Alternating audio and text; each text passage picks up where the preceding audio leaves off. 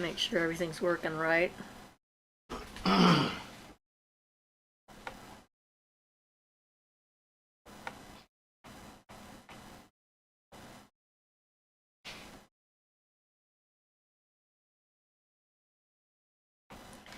Okay, says they've been on for 16 or 17 seconds. Okay, well, let me go. I have arrived. I'm here. Whee! Definitely feeling better though.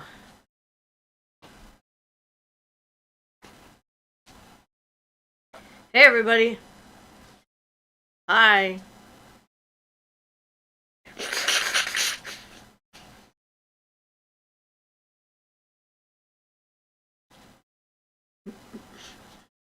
Blowing the nose. Started a few minutes early just to make sure things were working. Yeah, I see some things are working. I see a few people have shown up.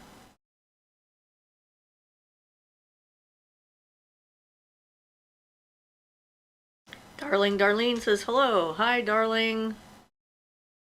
Diana says hello. Hi, Diana.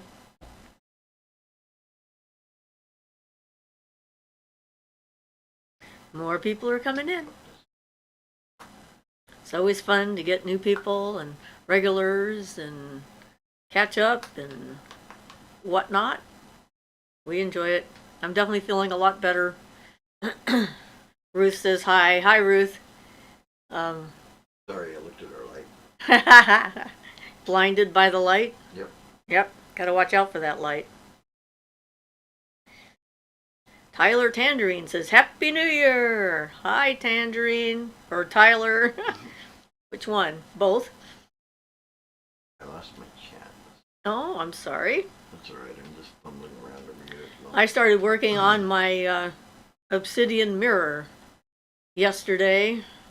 And I've been working. I worked on it yesterday for quite a few hours and then again this morning. And now I don't want to stop touching it, which is interesting. So here it is. Here's my work in progress on my obsidian mirror.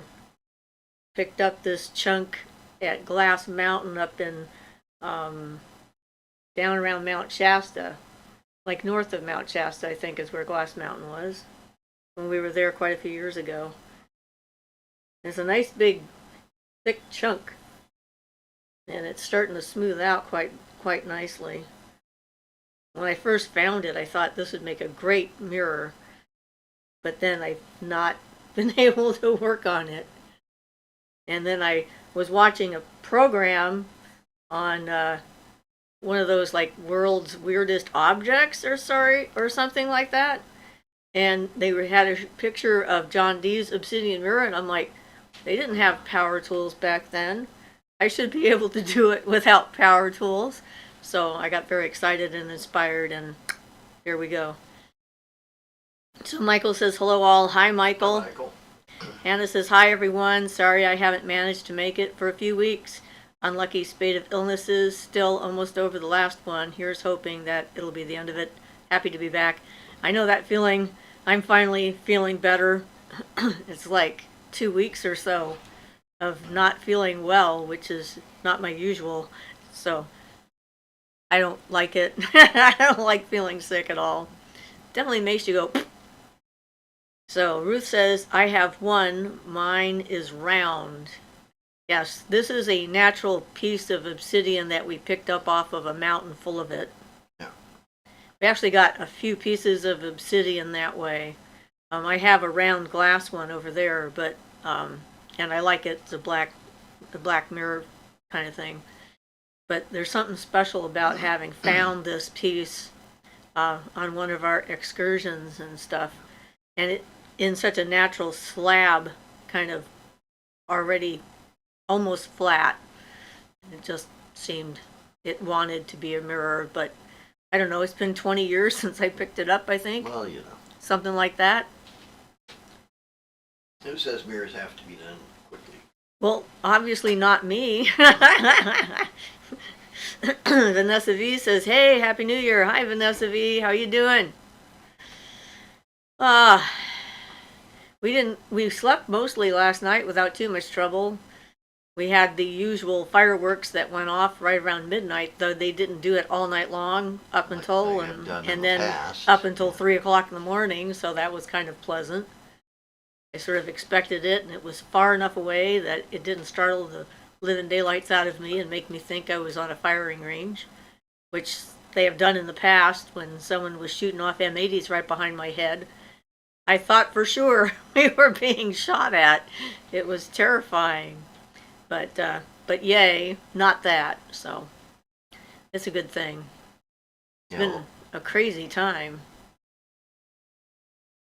We had, like, after our last live show, the next night we had a car across the street from our house start on fire in the middle of one of the biggest storms we've seen in a while, and with this smoke stuff coming out of the front of the vehicle and flying over the back with the wind and the water as it was streaming down, and it was just very weird to just have that across the street. And I called 911, but the fire department was already on its way, so they got there before I finished calling. It was something else. Well, then the fire that had happened, like, what, the night before, 2 nights before or something over there at... Oh yeah, that was on Christmas evening. A friend of the family's, someone tried to burn her alive in her house, and my daughter and my granddaughter saved her life. So that was also very strange. Apparently fire's been a big, some kind of a theme for those couple of days. It was very odd. Very, very odd. And we're glad everybody's okay, so thank goodness. So Moonfire Dawn says Mount Shasta is a great place to find that stone. Amazing. Well, it was Glass Mountain, but yeah, in the general vicinity. I'd have to look at a map and see exactly where Glass Mountain is, but there's one similar to that in Oregon, but that's not the one we went to. We went to the one in California. Erin says hello. Hello, Erin. Emerald Dawn says hello, everyone. Hi, Emerald. Iwu says Happy New Year, everyone. Hi, Iwu. Iwi. Iwi. It's Iwi. It's not ew. People have so many interesting names and handles. Depends on the accent then, doesn't it? I guess it does. It could be like a female sheep, an ewe, see, like EWE without the extra E. Yeah. Ewe sings such a funny. Yes, I'm so happy. But words and language are like that. They're funny. So it's just sort of interesting the need I have to rub this thing now. It's like it wants me to touch it. I think I'm starting to charge it up. That's probably what's happening. I'm connecting to it on a more complete level. Lewell says, hi, everyone. Hi, Lewell. So we got 20 people showing up so far saying, hey. Awesome. Awesome. What does everybody want to talk about? That's right. What do we want to talk about? What kind of cool stuff are we going to make me say today? It's however you want to say it. Thank you. And I say it different ways every time I pronounce it, so that is quite entertaining, I'm sure. Odd book title of the month. Freemasonry of the Ancient Egyptians. Just picked it up off the floor. That's Manly P. Hall. Isn't that a strange, like, Freemasonry and ancient Egyptians don't really have much in common? Well, no. I think they mean that the Freemasons see a connection to them, I suppose. Yeah, I suppose. I mean, Manly P. Hall was well known for putting all kinds of things together. That big, huge, giant book we have of his, well, yeah, with all the stuff in it, the color copy one. Yeah, that was him, wasn't it? Yeah. Yeah, that was him. So Ruth says, laugh out loud. He says, how do you feel about New Year's resolutions? Bad luck to share?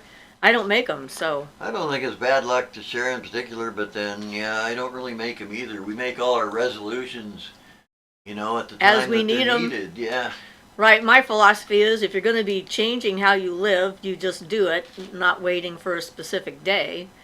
And setting yourself up for failure is more likely if you say, I'm going to do this on this day for the following year, and then it puts a lot of psychological pressure on you. Pressure there, yeah. Yeah. That's right. And unfortunately, your subconscious works to thwart you at that point in most people's cases. It does. It's one of those things. It's like, Oh, really? You really think you're going to accomplish this? I don't think so. And it's like that little nasty subconscious in there working against us constantly. Aquarian says, hello, Happy New Year. Hi, Aquarian. He says, understood, and I agree. Yes. People always ask about what people's New Year's resolutions are, and, I'm like, don't make them. Don't see a reason. If I'm actually wanting to change what I'm doing, I change what I'm doing. Change it, yeah. Or I don't. And then I don't have to feel guilty about not doing it. It's like, yep, don't want to give myself the negative feedback that I can't succeed because of that. Aquarian says, ugh, I love that attitude. Well, I'm glad. I never know. So, yeah, I mean, we have to think about these things. Instead of resolving to do it, just do it. Or don't. It's okay not to. It's like, it shouldn't be any kind of super pressure to, like, do something you're not ready to do. Yeah, that kind of harkens back to the old Zen saying, the Zen thing that before you're enlightened, the saying goes basically paraphrased, before you're enlightened, you chop wood and carry water. After you become enlightened, you chop wood and carry water. Certain things don't change. Ewu says, guilt. Yeah, the guilt can be poisonous. Well, yeah, because we put so much pressure on us in general. I mean, society puts pressure on us. If we add that and take it in and put it on ourselves and so forth, and it can become quite toxic because of that. Moonfire Dawn said, I just got a book about the interactions between Crowley and Dion Fortune, the logos of the eon and the Shakti of the age. Yeah, they knew each other. Yeah. I don't know if I'd call Dion Fortune the Shakti of the age, but that's just me. Yeah, she was a little No bit disrespect. uptight in some ways. But hey, yeah, they definitely knew each other, and they were in the Golden Dawn together for a while until that crashed and burned. And then they each started off on their own track after that. Dion started her own group, and Crowley added to his. Yeah, hers is a fraternity of the inner light, which is probably still around if a person wanted to search for it. Well, the last time I looked into it, it was still around, but you Yeah. had to be in England, really, to be able to participate because... That sounds right, yeah. Yeah, I looked at the rules of, and, you can do a certain amount, like, over the mail kind of thing. But then there's a certain part of it where you have to be there in person for initiations and meeting people and so forth and whatnot. So it's... I thought, okay, I guess I can't do that because I was pretty confident I wasn't making it to England, and I was right. I wasn't, and I didn't. So, but I don't know. Yeah, they may well, have changed things now because of the internet. And, Well, there's similar things too. Everybody knows about the OTO, but Crowley's own order was the AA, and it's the same type of thing. You have to be tutored, I believe, at the time I checked, you had to be tutored for a month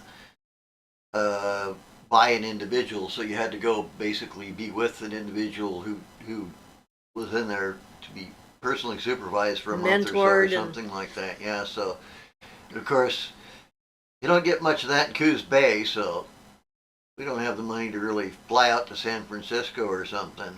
yeah, Maybe Portland by now. yeah, but still. Yeah. Lil says, I don't make any resolutions at all. Also, don't believe in life's plan. I just like my life and see what happens. Yeah. I mean, really, if you're making too many plans, you're missing out on whatever it is life has in store for you, because then you're too focused on a goal and a specific outcome, and other better outcomes could, like, line up around the corner and be yelling at you and saying, hey, try this or try that, or this would be fun. And you're like, nope, gotta stay on the goal. It's like, I'm not going that way. You're just a distraction. And if you followed your intuition, you might find out that it was actually a much more fulfilling existence. So, yeah. I hope that didn't make a big noise in the microphone. I accidentally kind of kicked it with my foot. I don't know. So Moonfire Dawn says, resolutions always failed so fast it became a joke. I prefer affirmations. Yeah. Yeah, So, and I would recommend, even speaking of your subconscious there, do the present tense. Not like I'm going to do this, speaking of affirmations, but I am this way. That type of thing. Rather than I'm going to become this or I'm going to do this, it's more like I am this way, I do this. And by taking the time equation out of it, you give your subconscious a lot less room to disagree with you. Corian says this may not be magical, but how do you handle relationships with loved ones, immediate family, that feel owed things in life? I try and remind them you were born with nothing and will leave with nothing. Everything in between is a present, a blessing. No one is owed anything. I don't know. Family is fraught with difficulty for most people. You have to sort of decide what you're willing to put up with, if it's like a toxic kind of thing, how you're going to create and maintain boundaries, if it's a safety for you and your mind and your heart and your spirit kind of thing. So being in control of how much interaction you have with them and realizing that you can't change anybody. The only person you can change at all is yourself, and that is not easy to do anyway. So if you accept them for who they are with all of their faults and so forth, and then navigate that for what's best for you, and realize that just because they're blood doesn't mean you owe them your life and your time and your energy. Yeah, we understand those things can be difficult, though. That things aren't easily just shrugged off, but you know, everybody needs boundaries. Yeah. Moonfire Dawn says, I love Dion, but I do see the uptightness. I ordered her book about the Battle of Britain, but haven't got it yet. I have a lot to read this winter. Yeah, I like her too. I've used a lot of her magical approaches and things like that. I mean, her Psychic Self-Defense was one of the best books I ever ended up buying and reading. It helped me quite a bit, and gave me all sorts of notions and ideas of things that I could do and try, and worked. So, yeah. But, you know, people are a product of their time, and also a product of the information that they have available to them at the time. Because you can't expect somebody to have been more enlightened than the entire culture and society that they were in, you know, and the prevailing attitudes. It's very rare for someone to step out of that and be able to step out of that. So whenever we're studying people from, you know, the old days or what have you, you keep that in mind. It doesn't mean that the things that she said aren't really worthwhile and interesting and so forth, but it's kind of like with Back to Eden and Jethro Kloss. I mean, he is an amazing herbalist and got lots of valuable information in there, and an incredible prude and wrong about a bunch of other stuff. So, you know, it's like, Yeah, you gotta have your filter to filter out the extraneous noise. yeah. So you have to decide what works.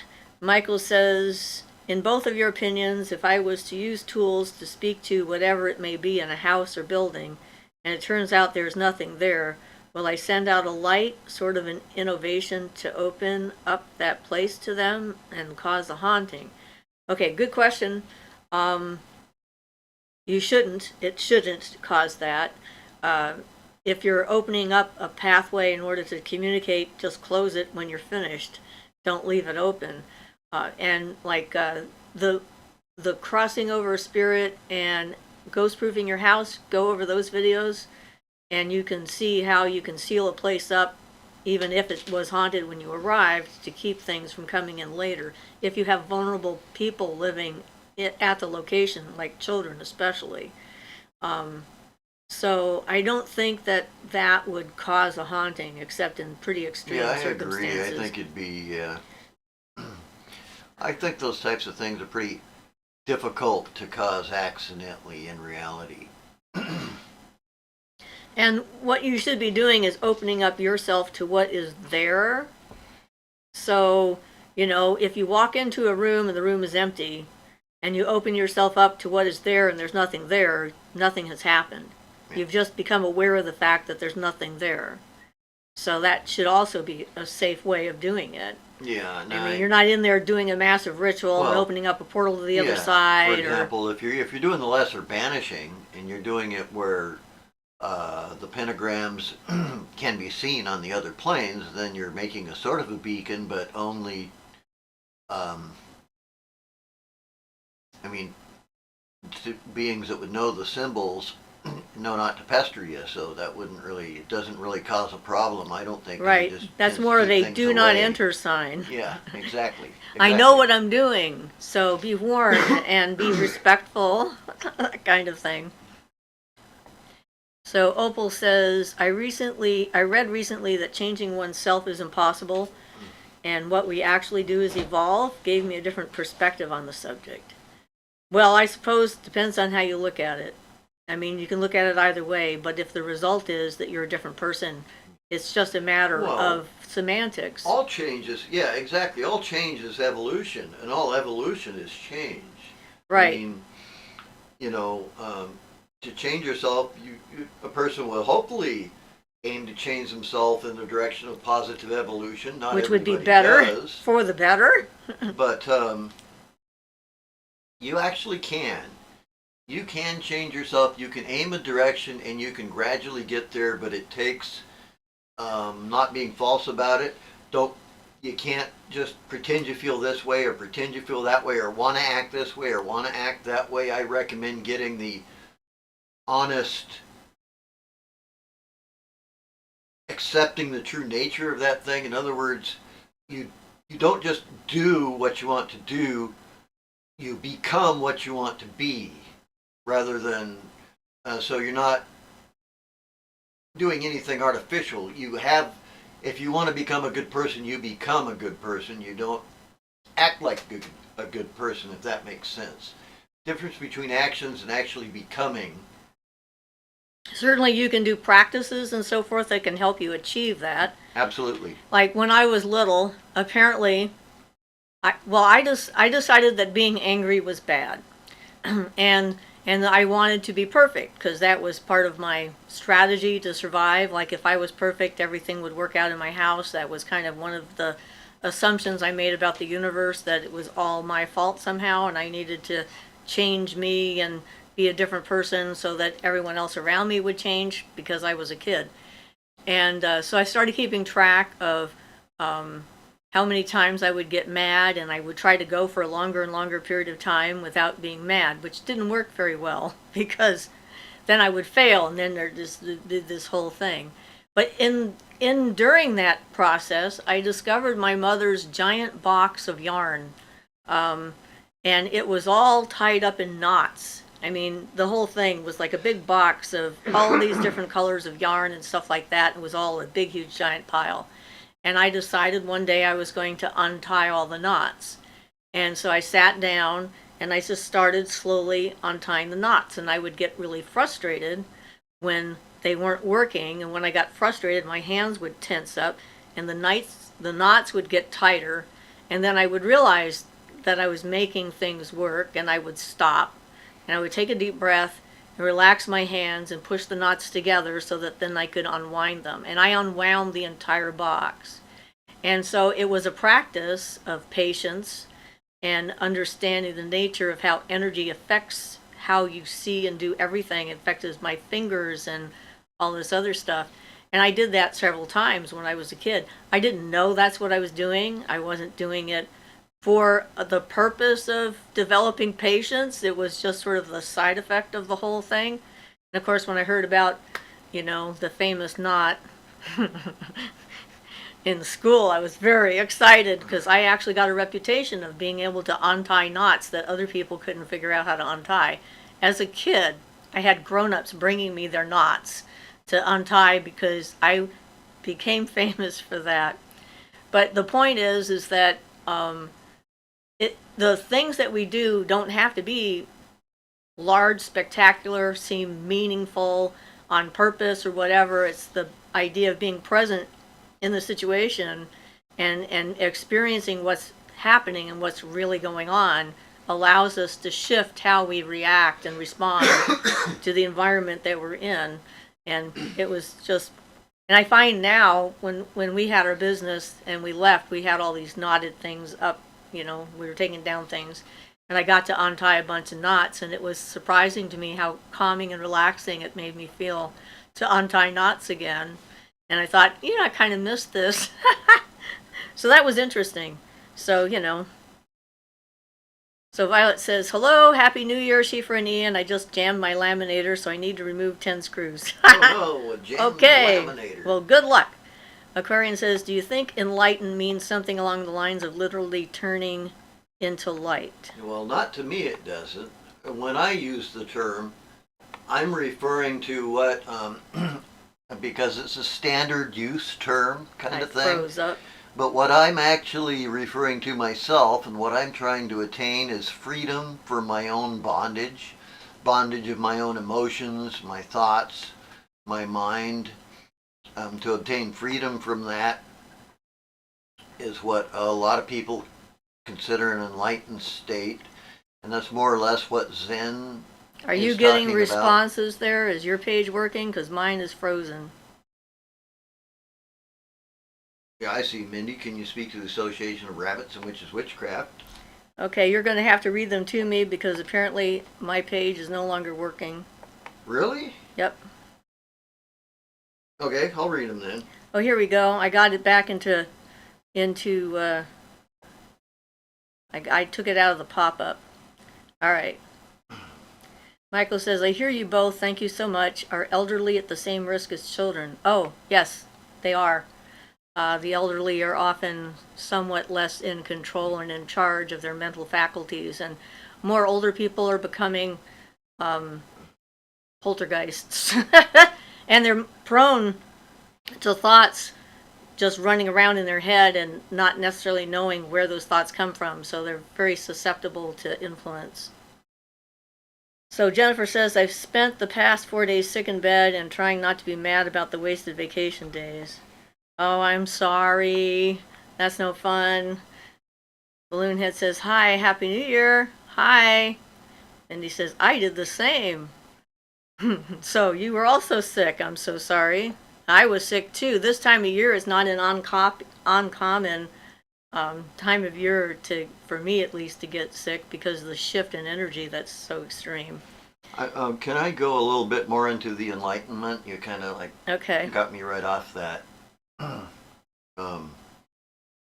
For Aquarian. So, freedom from my own limitations, but people don't realize what those are often. It's like all those little emotions you have from your past and everything, all of that's your limitations.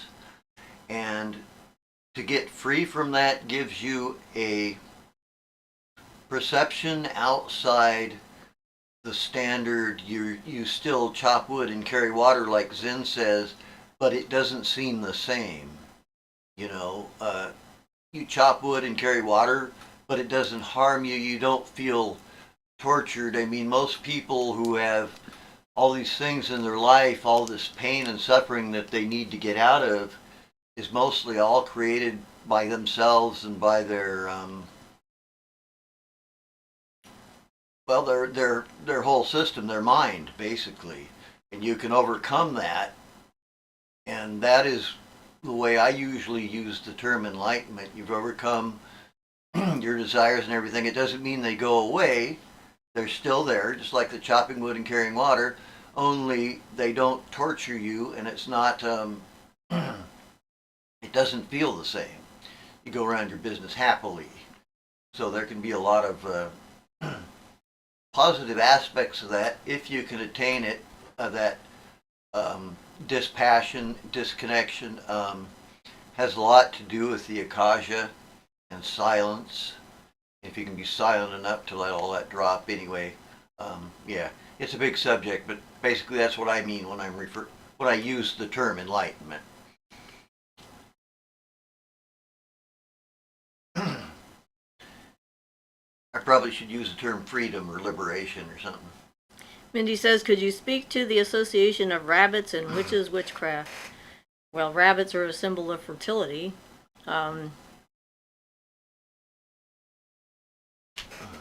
And certainly there are, gods and goddesses associated with rabbits.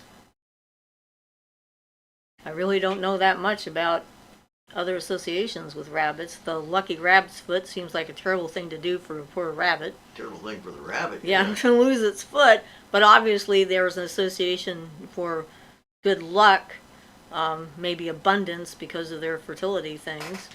Having a rabbit in the house is kind of neat. I rather enjoy having Nibbler around. He's pretty cool.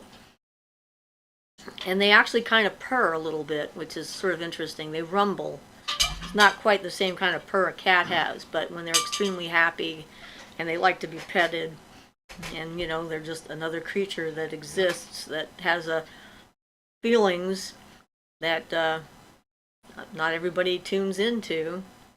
I like watching those kind of animal videos where people and animals are interacting in unusual environments and discovering how much they like being rubbed or having their feathers tickled with the owls and stuff like that. They're so friggin' cute. So I really not sure. Mindy says, oh, Balloonhead says, that's an awesome way of seeing it, Ian, thank you. And Michael says, gotcha, thank you. And Mindy says, I feel like my rabbit is like a familiar. Well, there's any number of animals that can be your familiar. If you have a bunny and it's your familiar, that's awesome. Angela says, hi, blessings all, lots of love, hope everyone is well. Thank you, and we are getting better. Yay. I think as a rabbit as a familiar, if you have that rabbit that lives in your house and so forth, is like assisting you with your magical operations. That's usually what a familiar does. It sort of helps tune you in and focus you and assist you on the other planes sometimes. Ewu says rabbits purr? Yeah, they do. I've gotten Nibbler to make this rumbling sound, that a vibration that I can feel in my body, and I'm like, what? What the heck is that? Yeah, it's subtle, but you can feel him. Yeah, he has this little vibration he does. You can't really hear it, but you can feel it a little bit. Yep. You missed Angela prayer poems there. Hi, Angela. Blessings back at you. And everyone is well and getting well. Yep. Yes, I thought I said something about that, No. but that's fine. We get confused and ahead of ourselves and behind ourselves. Yep. Brian says, I really connected with your response, Ian, thank you. Oh, you're welcome. About the enlightenment. Hope I can help. He says, oh my God, that's just too cute. I had no idea. Yeah, I mean, they're very personable, and they have very specific feelings, and rabbits are very good at letting you know when they don't like what you're doing. They turn their back on you and thump the floor really loud when they're mad. So yeah, they're pretty adorable. Angela says, thanks, Ian. How are you guys today? Anything exciting happening on New Year's? Hopefully not. We've had enough excitement for the last 2 weeks. That's right. We are finished. We're all excited out. We are finished with the excitement. No more fires, no more attempted murders, no more cars flaming over, no more, none of that stuff. We are like done. I'm hoping it's finished and no more sickness. So, I'm feeling better and I'm going to stay that way. That's my plan. And then we'll see. Mimi says, what about white squirrels? What do they represent? I guess are they naturally white or albinos? I mean, I've met black squirrels. There's a whole bunch of them in British Columbia. I mean, every animal has got its own little personality kind of thing. Squirrels are known for their ability to sort of look ahead and plan ahead and forget where they put all their stuff. So, they're always like storing things and putting things away, but the stuff that they can't find turns out to be useful for others down the road. So, if you were going to take that personality thing, and apply it to a person, then that could mean somebody that is really good at seeing all these different things that are happening and making suggestions or coming up with ideas that they can't do but that other people can then pick up and do, and then trying to find things to store away and things that are special. But that would be off the top of my head. I don't know. Angela says, oh my goodness, I manifest you peace and quiet here. Yes, thank you. And white animals I heard represent angelic higher energy and magic. Balloonhead says, you just reminded me of the time I was reading my tarot at friend's place while house sitting her cat. That cat rarely hangs out with me unless I'm in the kitchen. But as I was tuning in, starting to read, she came to where I was and sat and watched me. Animals are interesting that way, the kinds of energy that they pick up on and they respond to. I had a cat once that his whole personality changed because I talked to him. He was a very aloof cat. He was an elderly cat, was very non-social, and didn't want to be around anybody. And I was sitting in his owner's room one day, who was one of my housemates, and I was looking at Tiger, and I suddenly saw Tiger as a Egyptian, magic Egyptian, special, holy, sacred cat. And I started telling him all about his history and about how special he was considered and how he was once worshipped. And before I knew it, he was on my lap, and he was purring and kneading. And after that, he came out of his room, and he went through everybody in the house. He went outside and greeted strangers. And it was like he would just walk up to them and say, hey, did you know I was an ancient Egyptian cat? He was quite proud of himself. So that was quite remarkable. So animals can really respond to how we feel about them. He says, here's to 2023 being better than 2022. My 2022 was horrific, so glad that year is done. Yeah. Sorry, but on to New Year. Yes. Jennifer says, hooray for no more sickness. Yep. Mimi says, thank you very much. And Charity says, Happy New Year's. Angela says, my dog that now passed spirit years ago used to sit and stare at my altar as if praying, and she'd sleep next to it. Interesting. Is she back? I mean, as a spirit? Because sometimes they come back. Lula says, Central Park, New York City squirrels are the smartest squirrels I've ever encountered. They definitely know how to interact with humans. Balloonhead, that's adorable. Yeah, animals, I like them. And there's mostly all animals. We had the wild turkeys are back. And I looked out the window the other day and I saw these gigantic things next to my fence. And I'm like, what the heck is that? We have very pretty turkeys wild around here. Yes. I've been on turkey farms before and they were all just like kind of ugly brown, but these turkeys are very pretty and colorful. Yeah, and it was quite astonishing to see these large birds wandering around our yard. Angela says, I feel her sometimes. She jumps up on my bed at night. Yeah, and I've had that happen with cats that I've owned that have come back to visit. And it is interesting when that happens because you feel that sudden surge of recognition. And it's like, yep.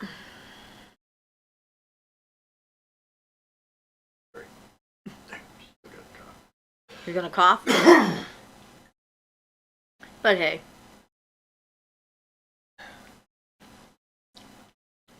Balloonhead, I've never seen turkeys in person. Yeah, we have several flocks apparently of wild turkeys around here. One of the things we like about living in the small town that we're in is that even though we're in town, we have a lot of animal interactions. So we end up with the turkeys, we have a lot of deer that walk by on a regular basis, and of course the crows that know me very well and have.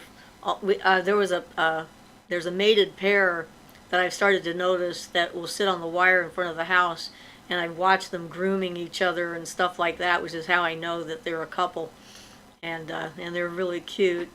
And then put out the food for them, and they all come flying down. It's just like all the different kinds of animals. It's sad to me when I hear somebody say that they hate this kind of animal or that kind of animal. There was a guy up at the prison who hated the swallows because they were always swooping around his head. And I had an ex-husband who just hated birds in general because he didn't see the point. All they did was poop on everything and make a bunch of racket. And I'm like, what a waste of a sense and an Well, opportunity if you to think enjoy about it, beauty. well, exactly. Yeah, talk about a total. I mean, they don't have a point. That's taking something emotional and trying to make it totally mental, and then not seeing a purpose in it. That's too much in your own head for sure. Got to get that interaction, some emotional life and love. Well, and it means too that you're losing a whole bunch of opportunities to interact with the real world that's just right outside your door. I mean, we were on that one trip and we had a hummingbird come inside of our van. It just like flew in our van and stopped and looked at us for a minute, and then flew back out and then flew back in and looked again just to make sure that we'd noticed it, and then flew back out. It's like little bitty things like that can have huge significance in how you feel about the world and everything around it. Lulu says we've seen some wild turkeys in New Jersey. Crazy, such populated state, and yet there is still wildlife. Thank goodness. If it was none, we'd be in big trouble.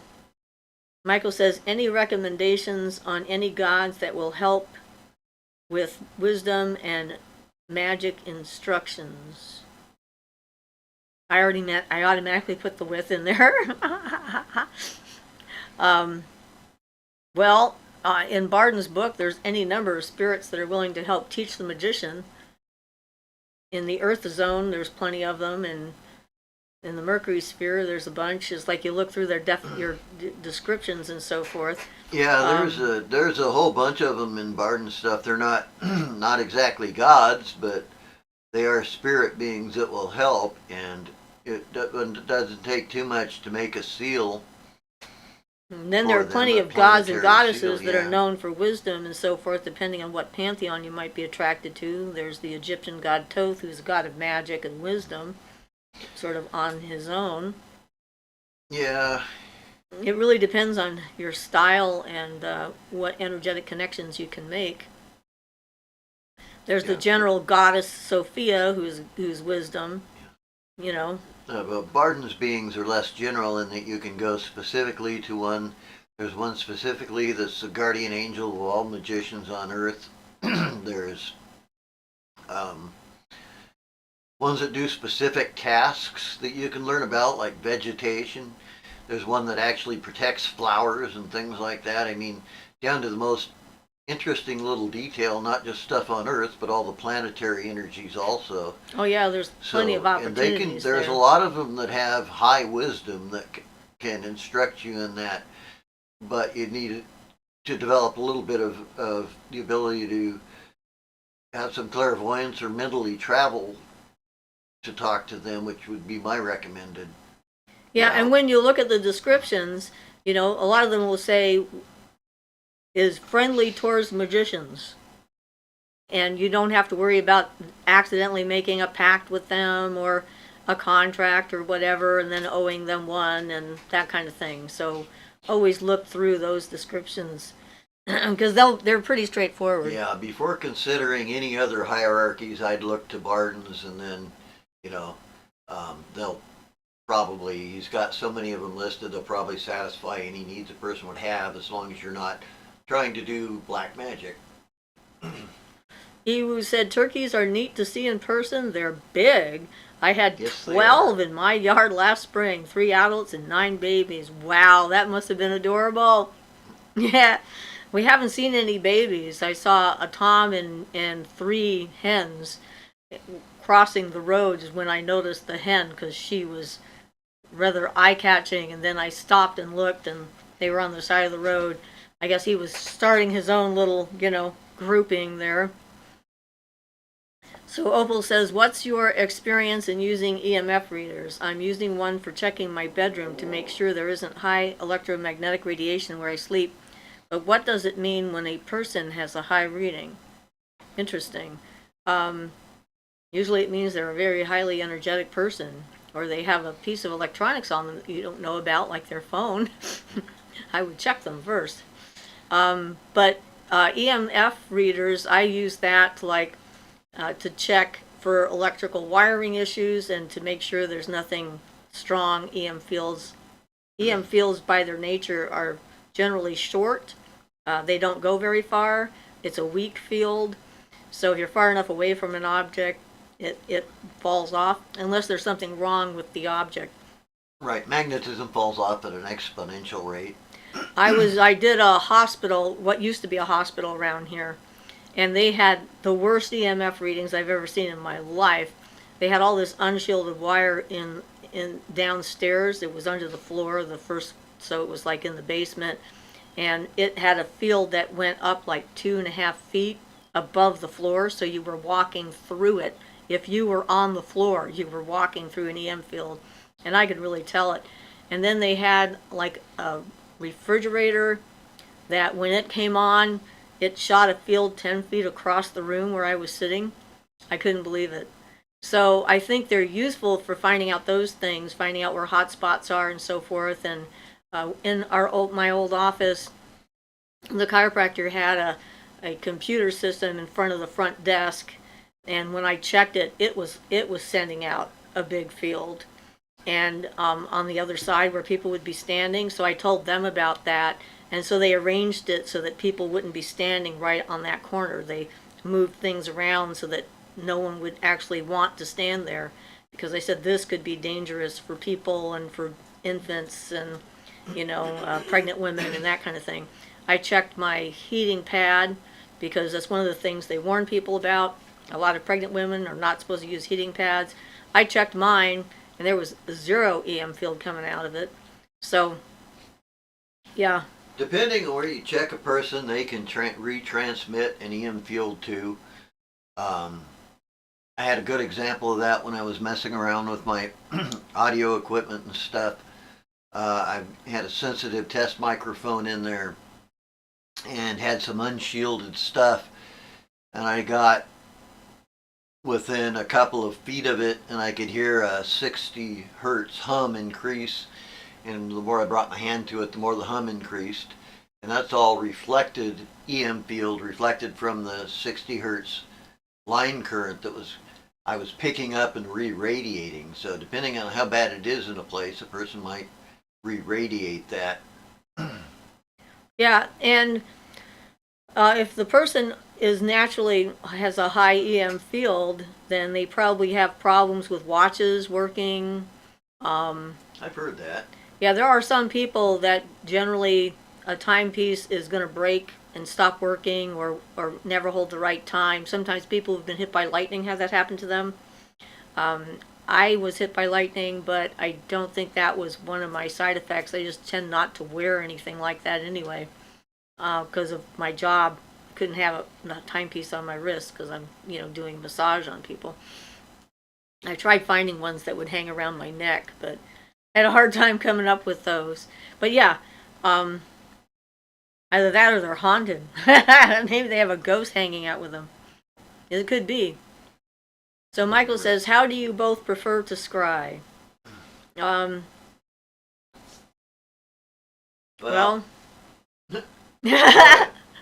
you start.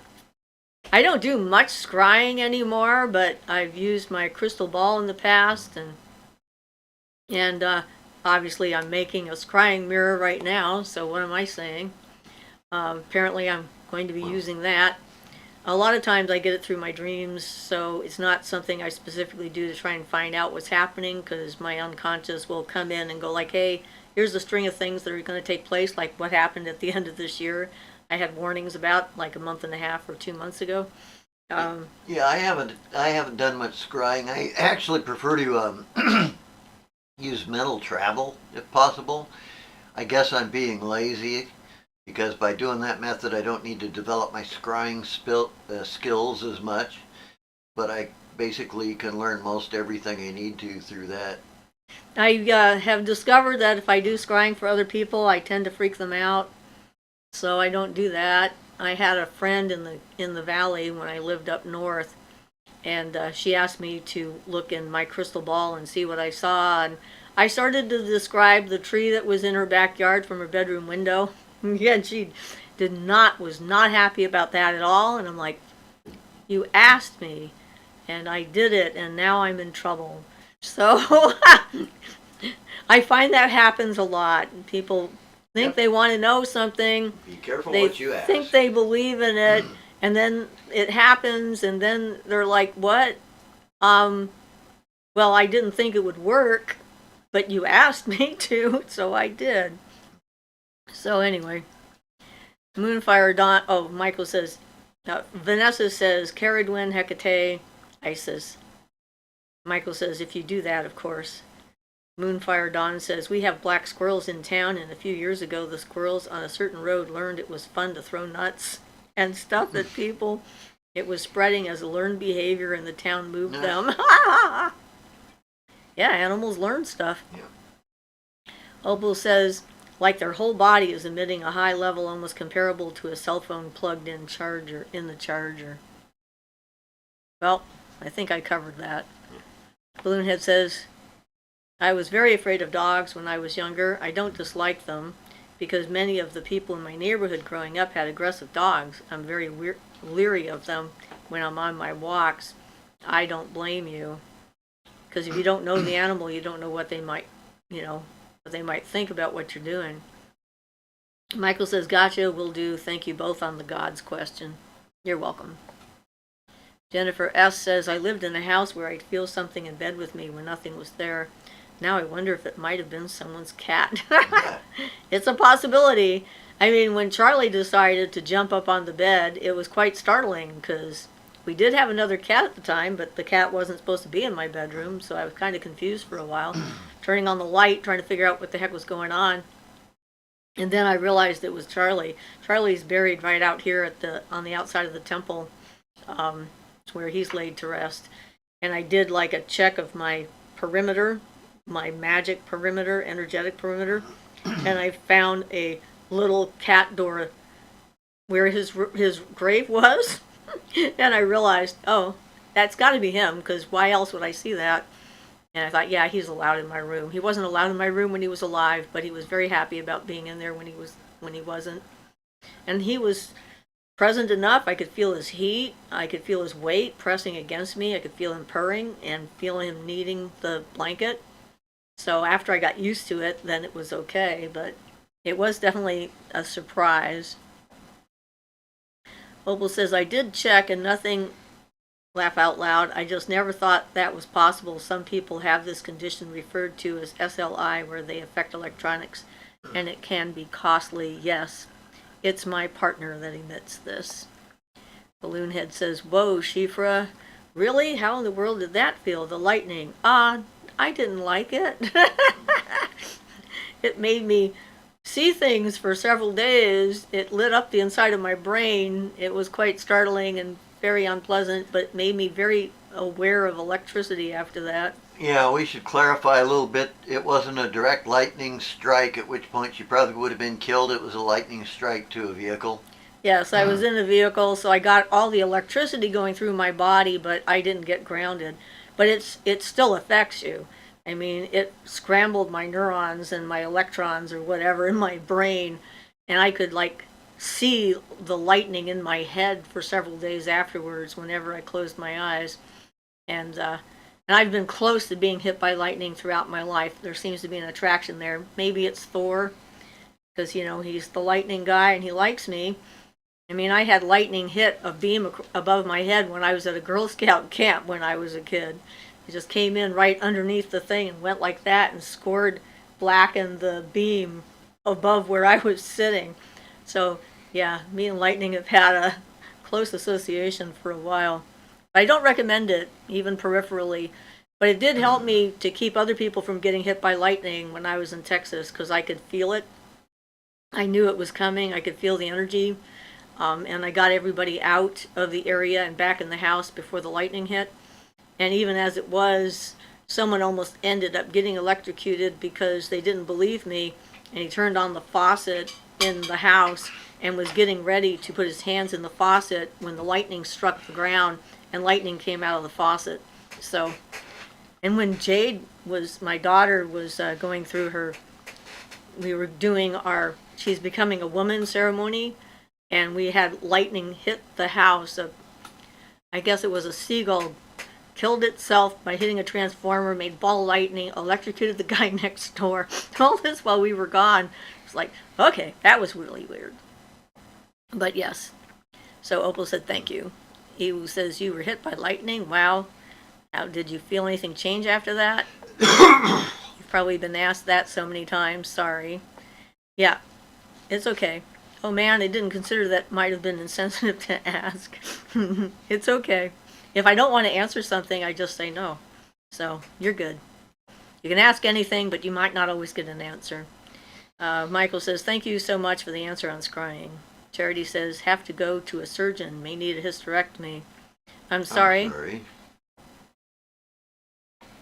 Sometimes these things are necessary. Ewu says, dang, that's pretty amazing. You've been through a lightning strike. Not many can say that.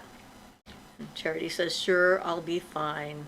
Well, we'll send you some energy. Let us know when it's going to happen. At least they don't remove them anymore to cure hysteria.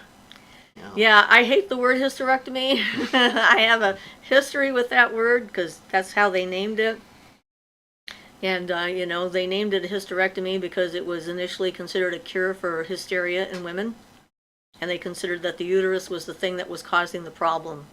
And it's the only surgery that's named after an emotional state rather than a body part. So, annoying. Charity says, thank you all so much. Yeah. It's like, my mom was very grateful after she had hers because she suffered for many, many years. It was extremely painful. And she had fibroids and whatnot. Oh, really? Yeah. Yes, and if they had known, because they didn't have imaging, how large her fibroids were, they wouldn't have done the surgery the way they did. Yeah. Because, they would have, gone in straight instead of from the bottom, which is a much easier procedure for the woman. Nowadays, surgical procedures have improved, one hopes. Balloonhead says, I thought it was strange that it was named after it wasn't named after the body part. I didn't know that. Yeah. Hysteria. There is no such organ called a hyster in the human body. Yes, women have been suffering through things like this for millennia now. It's annoying, the assumptions that there have been made about who we are, what we do, and what works. To quote-unquote, help us. I mean, they put women in the insane asylum because they didn't want to do the dishes and clean the floor on a regular basis for a long time. And all they needed was a doctor and a husband to say, this woman isn't acting the way she's supposed to. Let's put her in an institution. So yeah, we have come a ways, but there's still a ways to go. Anywho.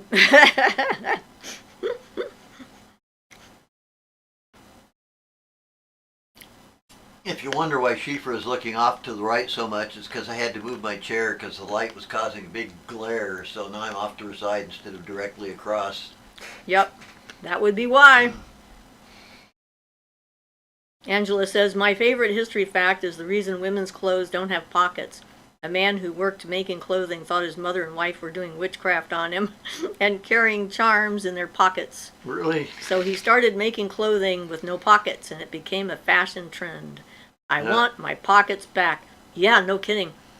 I haven't worn a bra in years, but I understand that they now make bras with pockets so you can stick crystals in them, and it makes me think about getting one just so I have pockets for my rocks.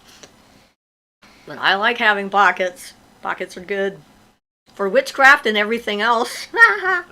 Wow, your breasts are strangely lumpy. Yes. What are those rocks? He who says, bring back pockets. Yes. When I go shopping, when I'm looking for something to wear, the first thing I want to know is, does it have pockets? And I wear it if it doesn't, if I really like it, but I prefer to have the pocket. So, yeah. We just watched a show about a cursed pot.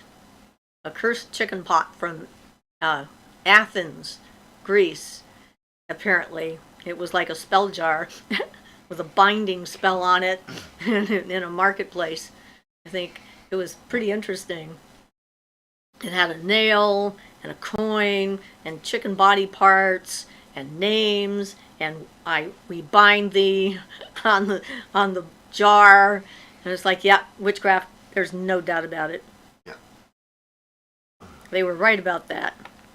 And it says, we are not difficult to understand, really. We just want equal rights and pockets. Aaron says, I'm very happy if they have pockets. Yes. Angela says, I keep crystals in my purse, so if someone says, what do you have in there? Rocks, I can say yes. Just a few. Lula says, my size for bra is such that a truck can get lost in it, but pocket in a bra sounds like a great idea. Yeah. I don't know what they're called exactly, but I've heard about them. Somebody was telling me about it. Jill says, Angela, put the witch in your shirt. Angela says, yes, sis, that. It's like what they don't know can actually hurt them if we take it out and throw it. There's a lot of those memes that go around or say, like, what do you do with your rocks? It's like, yeah, have all these rocks and somebody bothers you, throw it at them and try to hit them in the head first. Then they'll go away and leave you alone and banish them to stop. All right. Balloonhead says, I meant the show. Oh, wait. I missed one. Angela says, I should explain that my first pendant was a grumpy witch face on a moonstone. I meant the show. Moonfire Donna says, gives new meaning to the over-the-shoulder boulder holder. Opal says, surprising, as some wear a medicine pouch around their neck. Well, yeah, I do that too. Yeah, I have one.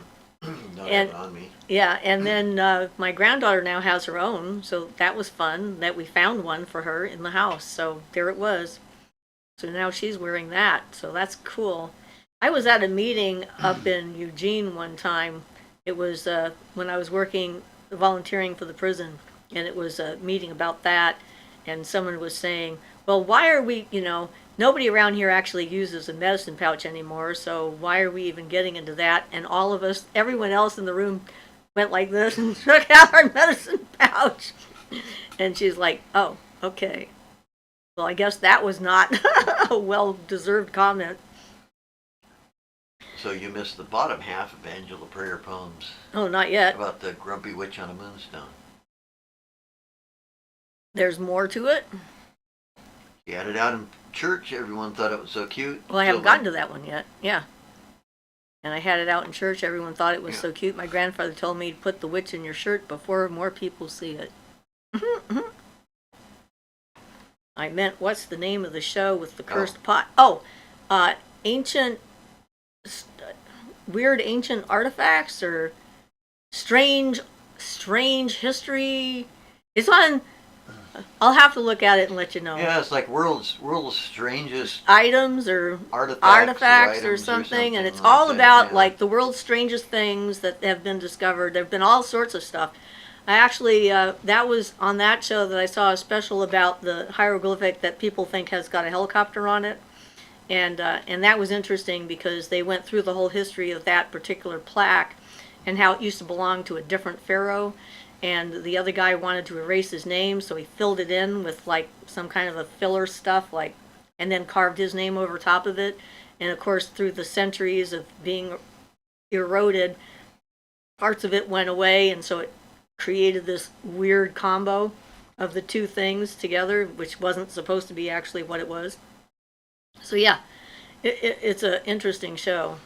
And they have all sorts of other things on there. Like, some of the most amazing, some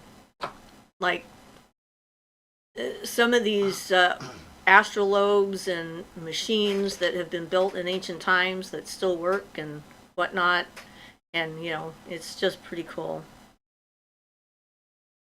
So Angela says, now I carry my rose quartz Gaia statue in the pocket of my hoodie and purse. Balloonhead says, ha, that's amazing.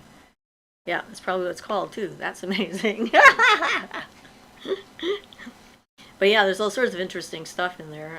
If I don't have much time, it's only like a half-hour show, and I'm not interested in trying to get into, like, a television program or something like that. I'll watch it, because they have, like, 4 or 5 different items that they go through on each show, and then I can, like, just watch 1 or 2 if I only have that much time, and then I can come back to it and watch it later. Yeah, I think it's an A&E program, but I'm not sure. It's on Amazon. Yeah, they have stuff on the ancient pyramids and or was that no? Am I mixing the two Well, shows History together? Channel has a lot of stuff that's not accurate. Yeah, so. I think I'm mixing the two shows together. History Channel has been really fun for inaccurate information spreading. So Angela says, blessings and hugs to Sister Jill. I'm sure she appreciates that. Like, going through stuff is sometimes scary, anxious producing. Do what you have to do to take care of yourself, whatever that happens to be. Hopefully you have a good support system, so that makes it a lot easier. So Karma Cuisine says, greetings Siofra, what do you think about this year's energy so far? Well, I'm making a cool scrying mirror. So far I'm feeling pretty good. Just started. I have acid reflux. I hope that doesn't signal something for the year. Oh, I hope not. Every day is an adventure. I asked Ian this morning, I said, well, it's a new year. Do you feel any different? He says, nope. I said, neither do I. It's just another day. It's been artificially separated. It's like to mark time that doesn't exist and just keeps happening whether we want it to or not. Like birthdays. My mom just turned 93. So I'm about to turn 93 in 2 weeks. Little more than 2 weeks. The 17th. You said you were about to turn 93. No, 73. No, you said 93. Well, I meant 73 because she turned 93. And I'm going to turn 73 because I'm not the same age as my mother, which would be very strange. So Angela says, I always say I survived at midnight. I made it again. And Charity says, wonderful. Yeah, it's like time passing makes you think about certain types of things anyway, just because it keeps on marching forward. Being sick made me think more of that, though, because of just being sick. So, Balloonhead said, back in the day, they had a lot of that Antichrist, Armageddon, whatever content on the History Channel. Yeah, they also had mermaids, dragons, megalodon sharks, and all tried to make people think that they were currently happening. Charity says, look like my mama. Balloonhead says, happy almost birthday. Angela says, glad you two are better. Being sick is no fun. Nope, I don't like it. But, if you have to be, accept it, go through it, use it as an opportunity to sit around and not do anything and not feel guilty about it. Because you have no choice. Balloonhead says, oh yeah. Yep. So yeah, it's another year to remember to put on pieces of paper. Probably take me 6 months to remember that.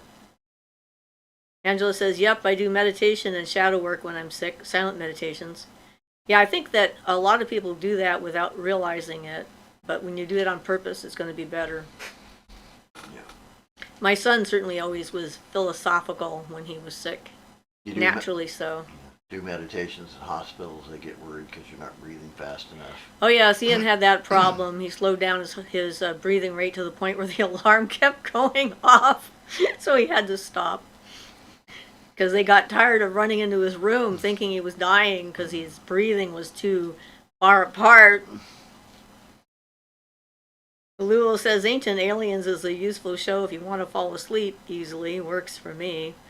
Yeah, but the thing is that everything is confirmed by their ancient alien theorists. They always agree on everything. I think it's more likely that we had advanced civilizations already here rather than an alien race that came and gave us a bunch of stuff. And we just don't remember it or don't have any evidence for it.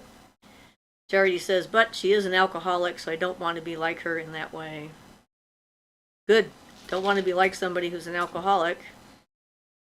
Jill says, laughing, crying and laughing. Angela says, I bet that was quite a story for the nurses to tell. We thought this guy was crashing, but he was meditation. How'd he do that? They probably drive by Earth with the windows up and locked, let's just be honest. Well, yeah, it's hard to explain sometimes.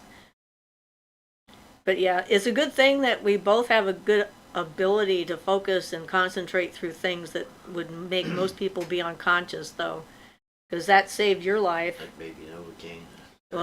Well, there's that. But I'm thinking sorry. when they overdosed you on the morphine. Yeah. He was in the hospital when he had his appendix out, and they overdosed him on morphine, and he noticed he stopped breathing and thought about it and thought, well, maybe I should take a breath, and so he did, and then he stopped breathing again and thought about it and took another one, and then suddenly the room was filled with people asking him weird questions. No, not that fast. I had to stay aware of my breathing for, I don't know, half hour, 45 minutes or something. Just make sure I kept breathing. Well, since I started taking pictures to Michael. I started taking pictures of the progress, so maybe I should do a little video on the making of it, because I'm using all these different grits of sandpaper to start with. I'm up to 600 grit, about ready to go to 800 grit, and then I got the actual polishing compound and the polishing cloths, so it's a good idea since I'm in the process of doing it anyway. It's not that interesting to watch.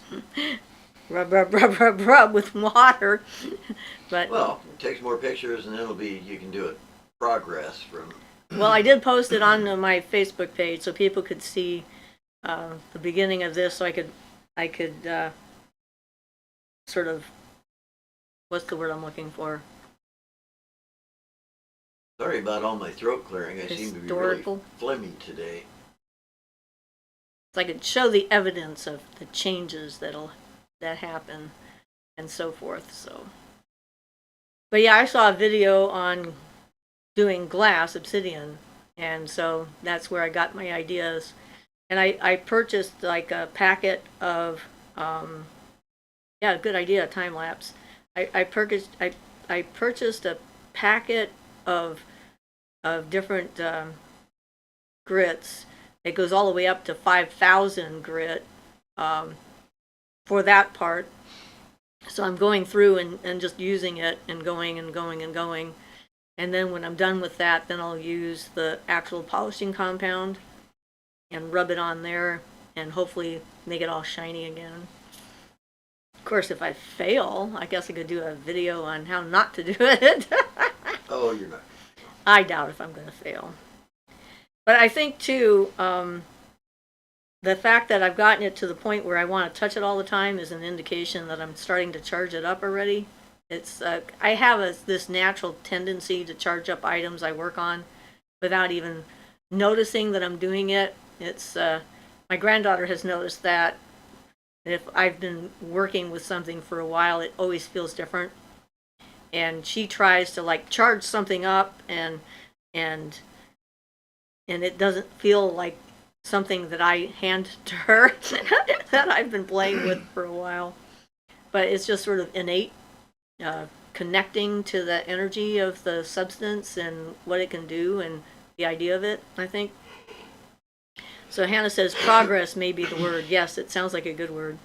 He says, I've heard it's been said humans should not travel past our moon, that there are dark things we don't want to interact with out beyond the moon. How do you all feel about space travel?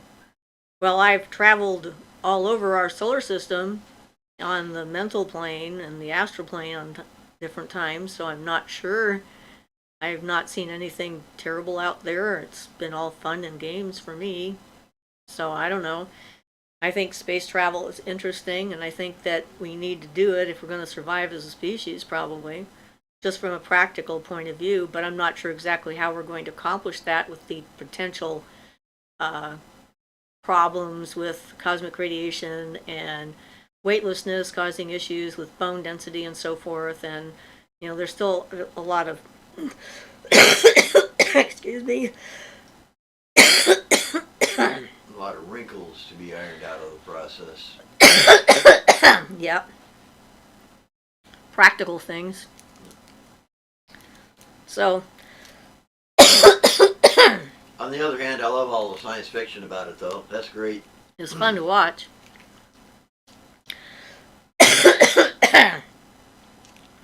Opal says I use polishing sandpaper from the automotive section in Canadian Tire, and it makes my Amolite look super glossy. Nice. And Jill says, what beings are in the ninth dimension? I'm not sure exactly what the ninth dimension is. I mean, it depends on how you count dimensions.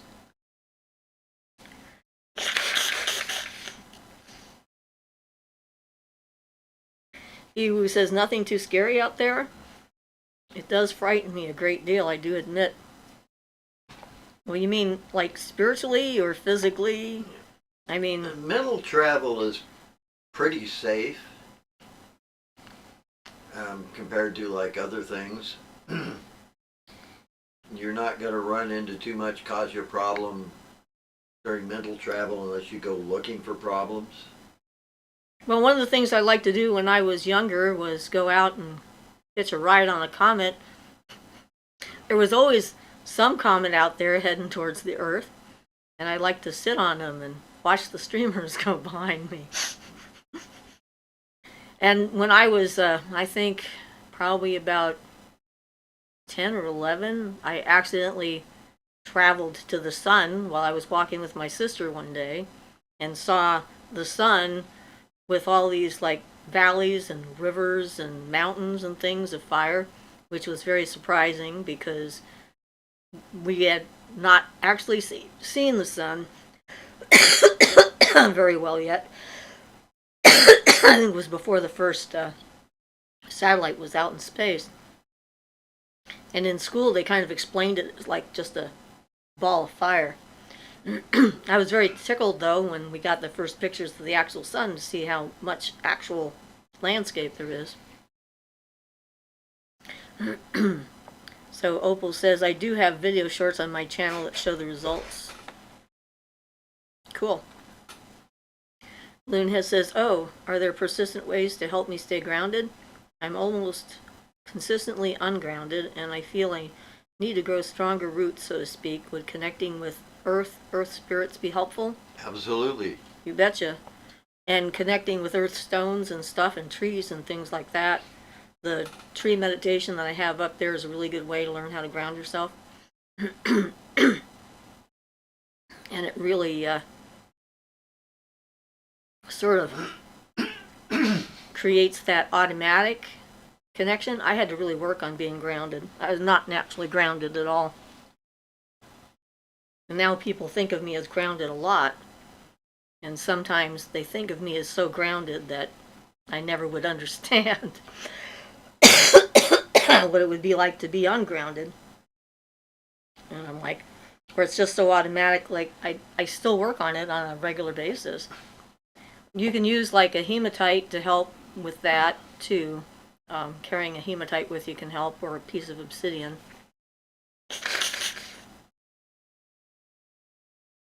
Yeah, I don't know what's going on with all phlegm and stuff today. You've been coughing because you've been sick, but now I'm...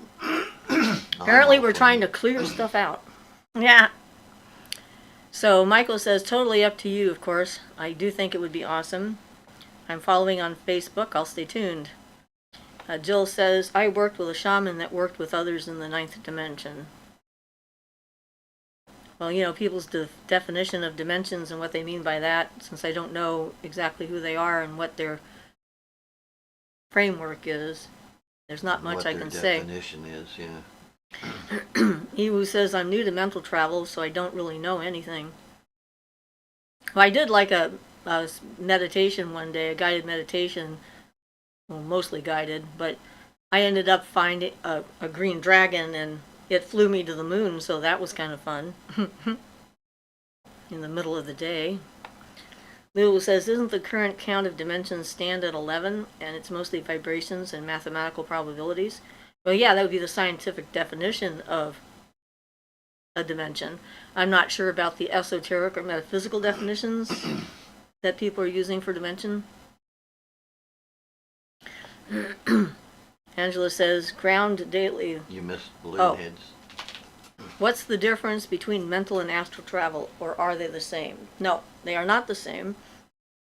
Astral travel is like you have more than one body. You have your physical body, which is easy for you to identify. You have your astral body, which is sort of the place where all your feelings, Your emotional body, your emotional being is housed. Then you have your mental body, which is where all your thoughts and ideas are housed.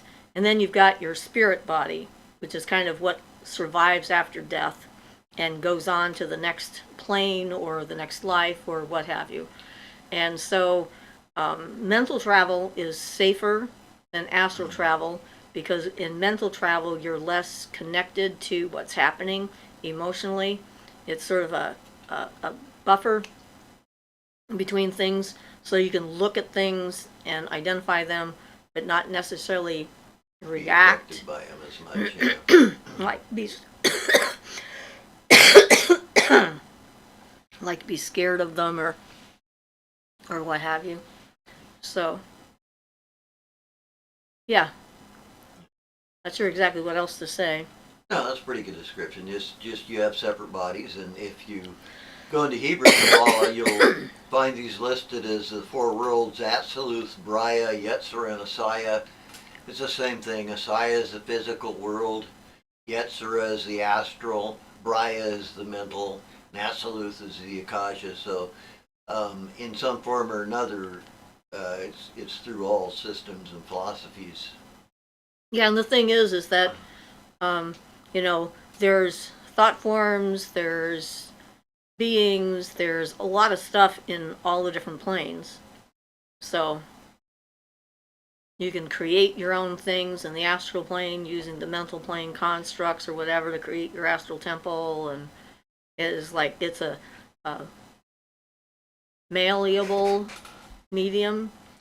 Astral is closer to physical, of course, so if you're trying to get a physical result at something. Yeah, and with the Akasha going up to the spirit plane, everything emanates from there. The Akasha is the place from which all life and being and so forth comes. And then it filters itself down through the ideas, notions, all the inspiration and so forth that people might have, down to the feelings, the passion, the desire, the need to create, to the physical and a product or an item or something that you can feel and touch and use and work with. And so understanding those things can help you in your magic, because if you're wanting something to manifest down, depending on where you put it, it's going to have different effects on how quickly it manifests or how completely it manifests. And I had some times where with certain individuals that were so far gone that I couldn't really communicate with them at all, that I could only communicate with them through the Akasha in order to get through, because there everyone is pure spirit. It's like, well, the Akasha permeates everything, so there's nothing that you can't get into touch with through it if you can work with it. So Angela says, ground daily. I like to imagine I'm grounding to Gaia's heart. I use the visualization. I hold her statue. Coughing gets rid of the sneeze demons. Jill says, understood. Buell says, is it strange that I feel the internal pull towards a certain thrift store on days when there are awesome items there? I don't go often, only when I feel the urge, and usually directly lead towards an item I came for. It's like they're waiting for me. Love it. Sounds like some natural ability there. I have that relationship with our local thrift stores. Not as much right now because of COVID. Kind of severed that connection for a period of time. And I'm still trying to decide how much I want to build it back up at the moment. But if I had a plan, like when our group was going to do a certain kind of project, and I needed to have an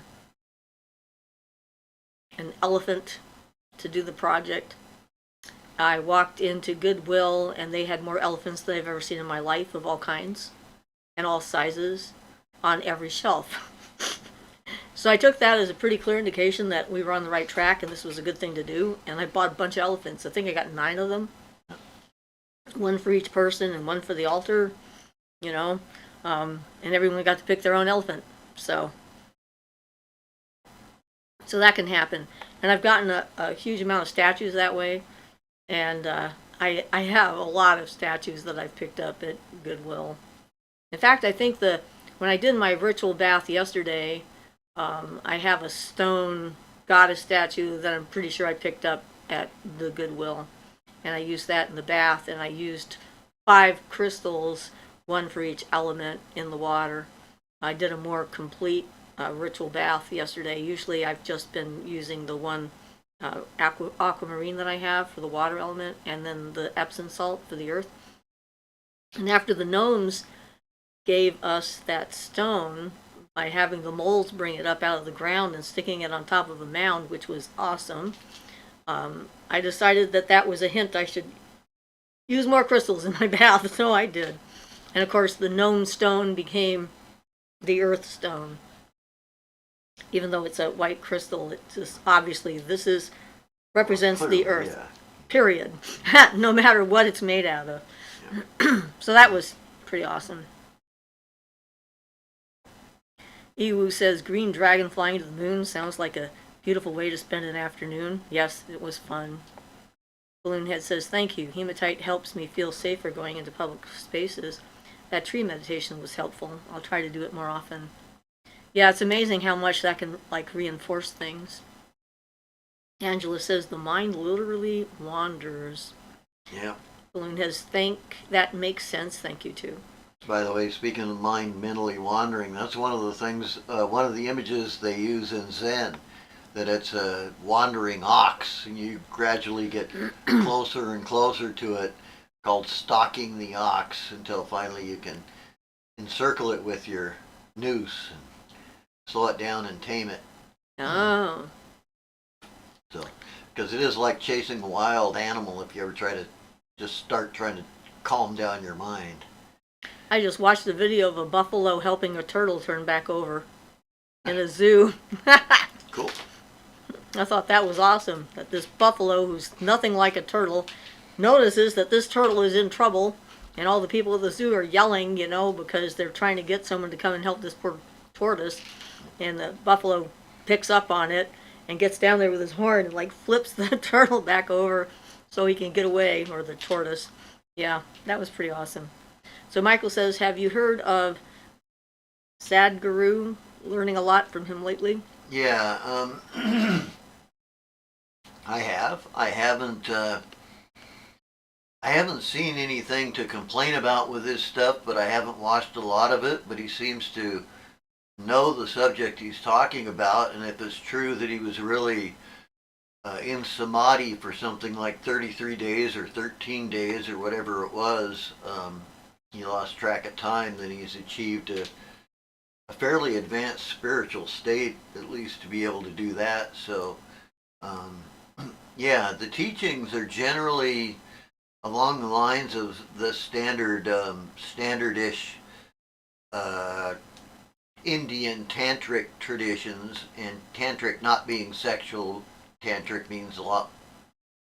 Sexual practices are part of tantra, but tantra is an entire field of which sexual practices are like 1/10 of 1%. But he the tantric practices and stuff. So yeah, I feel you can learn a lot from him. I'll have to pay more attention and see. I'm not sure, but I haven't seen anything that I would consider on the wrong side of correct information either. So, Charity says, cool. Angela says, I love getting dolls and statues at the thrift shop. Ruth says, welcome to fan support. Hi, Ruth. We're going to have our very first members-only live feed, not this Monday, but next. So a week from tomorrow at 11 our time. We're going to try a little earlier. I'll put a notice up. Balloonhead says, how would you describe the energy of aquamarine? I've never worked with it before. Name kind of says it. It's to a large extent. Water. So water. Definitely watery. It is a very gentle stone and very soothing. I mean, I love aquamarine, and I actually made a crown from aquamarine for my water when I was working with water and trying to. Yeah, it always felt to me more like a mellow aspect of water and like the energetic ocean aspect, Yeah. crashing waves and boats and things. And ironically, in a lot of books, it's considered air. I'm not sure how someone came to that conclusion, but someone did, and then it was spread and reprinted and went out there. And I'm like, aqua means water, marine means water. It's just the right color for water. It's the right color for water. Aquamarine is a watercolor. So I don't know. They decided that the color seemed airy to them, and so that's what they thought. So, it depends, but it certainly is associated with sailors and keeping them safe in the water. So, yeah. Yeah, well, those traditions themselves will help build up a certain amount of power in the stone to that end. They'll build a certain charge in the akasha, you might say. So Ewu says, "Aw, animals helping each other is so heartwarming." I know Yes, it is. Angela says, "Feels like a happy stone. Very babbling brook feel." Yes, it's a very. I love the stone. Ruth says, "Cool. Okay, I will try to remember." Yes. Yeah. So, bizarrely enough, we've actually done an hour and a half already. I didn't even notice. So okay. I guess we're on our way out.